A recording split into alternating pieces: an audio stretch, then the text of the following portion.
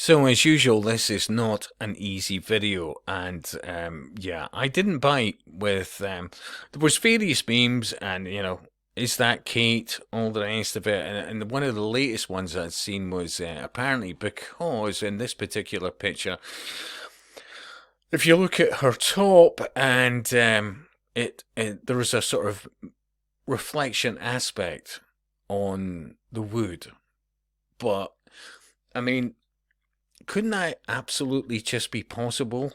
Literally by the fact of light reflecting on a surface, and especially if it's varnished. I mean, hey, listen, I could be wrong. But to be honest, you know, I just got the feel. I mean, it's almost cyclic. If you're awake long enough, every now and again something will come up which most people will trip up on, and it loses them all credibility, and it tars various others with the same brush. Now, I'm very sad to hear that Kate has got cancer. Yeah, I really, really am. Now, Kate is 42, but this article, the essence of this article is basically saying that all of a sudden, of late, that many people under 50 are now apparently getting cancer. Much more than ever. Now, keep in mind that only a few decades ago, cancer at the time was 1 in 4. Then it became 1 in 3. Now it's apparently 1 in 2. Now, keep in mind, less people smoke now than ever, and God, people that do smoke, including myself, well, we're paying hand over fist in taxation. And remember, you'll still be demonized in the NHS because, hey, it's your fault. But I would argue that everybody who smoked, the very tax that they pay, if it went to a private health policy of some kind, health insurance, they would be getting phenomenal treatment. Phenomenal treatment. But they're demonized, even though they pay hand over fist. Because remember, every aspect of government, and essentially councils, but especially government, is to penalize you for your own benefit by making things so prohibitively expensive that apparently over time you'll just not do it. Yeah? And also, add to this, while every media outlet in the world is focused on poor Kate, and obviously, God bless her cotton socks.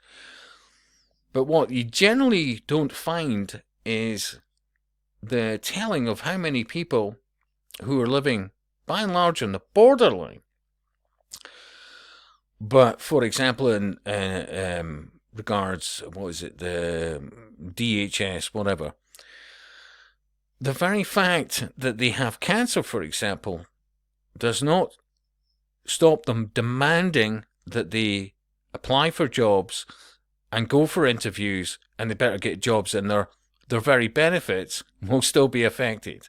I would argue that's pretty soulless given the fact of the stats of cancer and where it's going to go. Imagine that. Worried not only about your very life, but the roof over your head, if you're lucky enough to have one, and all the rest of it, the vast stresses associated with, let's face it, in an already compromised immune system, is definitely not going to push towards good outcomes. Let's just say that. Yeah? Seriously. Kate has absolutely zero money worries, which I fair play to her, But let's not understate the reality of it for so many people. I have seen so many people over the years die of cancer, and I'll tell you, in most instances, it was when it was detected, and then they had the treatment, and then they lost their hair, they lost weight, but hey, don't worry. In fact, an extremely good friend of mine, over many years, died in the last year or two, and she was told by the clinicians, whatever you want to call them, don't worry, with this particular treatment, you won't lose your hair. 2 to 3 weeks later, well, we've had to change the treatment. And she lost her hair. Now, sometimes that can make such a difference, or to such a detriment. But initially I told, don't you worry, you'll still have your hair. 3 weeks later, with smiles, we've had to change your treatment, and that's why you're losing your hair. This individual, and I'm trying to avoid this on YouTube, obviously. As soon as you mention, well, you know, certain things that have happened over the last 4 years and the treatment of, you have problems. But that individual, to the very last week of her life, was given, well, treatments for an unrelated potential outcome, shall we say. Even although she was stage 4, and what the heck would this skin-breaking treatment have benefited her? It's not an easy vid. So UK figures suggest that those aged 25 to 49 contribute to around a tenth, although they say in brackets 9%. Well, sure, it's 10, isn't it? 10% of new cases, with almost twice as many women than men in some age groups. More than a third, 36% of new cancer cases on average, are in people aged 75 and over. Adults aged 50 to 75, meanwhile, account for more than half, 54% of all new cases.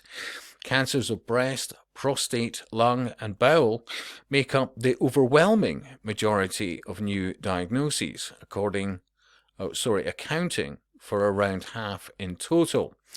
Now, a doctor, an oncologist at the University of Birmingham, said there is an epidemic currently of young people getting cancer under 50. Yeah, it is unknown the cause of this. Yeah.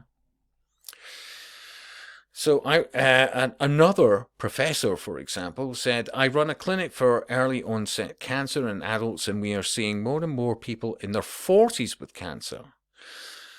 Another individual, another professor, an expert in molecular oncology based at University of Warwick, added cancer survival in general is higher in young people. Early diagnosis and better treatment is resulting in improved outcomes, with survival rates doubling in the last 50 years.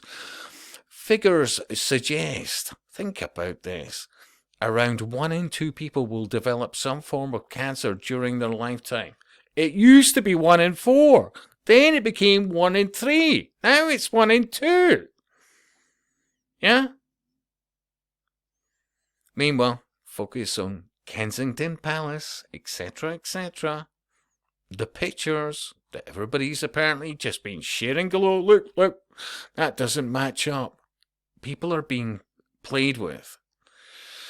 And we're still talking about the king and queen, blah, blah, blah, such and such, whatever. But at some point, you know, this explosion in the under 50s, which has come out of nowhere, yeah? Well, let's look at best rated. It's almost as if sticking a load of funny juice in our arms was a bad idea. 486 thumbs up, 57 thumbs down. Odd how an explosion in cancer and cardiac arrests have risen sharply in young adults under 50 in the past 2 years. 418 thumbs up, 34 thumbs down. One should avoid having unnecessary potions injected into the body. 339 thumbs up, 35 thumbs down. Doctors are baffled. The public aren't. Yeah. Science told you that flu didn't exist for 2 years, but and I can't even see the rest because of YouTube. Yeah, you can see the comment. Yeah. And still, the sheeple believe. Now birth rates are falling, sudden excess deaths are rocketing, and cancer cases are going up exponentially. Must be climate change. And before I go, let me just... And I was talking to somebody earlier, on the subject, and I went, did anybody ever look at... And I remember researching, reading about it, because, hey, I'm not a caution-wearing expert. But I remember reading and looking at data years ago. And I typed in, about an hour ago, the common denominator between cancer and embryo transfer. Now, the thing is, if you look at pregnancy, the aspect of the embryo attaching itself to the womb wall has a lot of similarities between in the sense of cancer cells. Yeah. So fetuses and tumors have different genotypes compared to those of the host cells. To survive, they must escape the immune system by altering the function of the immune cells. For example, natural killer NK cells becoming, and I'll have to, I'm not going to pronounce that. I'm not. Oh yes, I'm going to play it. Immunomodulatory cells. Yeah, those things. During pregnancy and cancer. In other words, once the embryo attaches itself to the womb wall, something chemically by nature changes and stops this spread, almost like a cancer, and then the nurturing of the embryo into a baby happens. And then think of, well, that they knew this. And if you knew the proteins and whatever else that makes that happen, well, But look into that. Embryos, womb linings, cancers. Seriously, you should look into this. I could say more, but, And I'll speak to you soon.